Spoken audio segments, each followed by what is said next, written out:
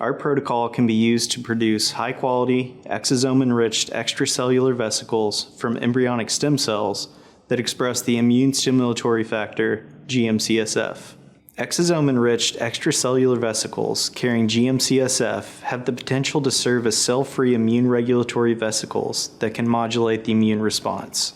Researchers with basic molecular and cellular biology training should be able to easily execute this protocol, but anyone performing this protocol for the first time should follow the directions closely. Since our protocol is complicated, visualizing the intricate details of each step will help other researchers to quickly master the technique.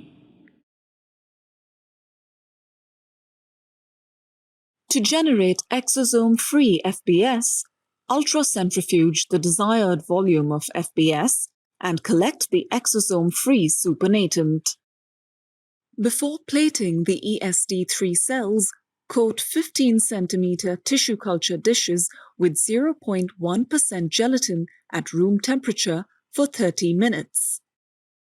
Remove gelatin by aspiration and culture the ESD3 cells without feeder layer cells in ESD3 cell culture medium at 37 degrees Celsius in a 5% carbon dioxide humidified incubator until the cells reach 90% confluency.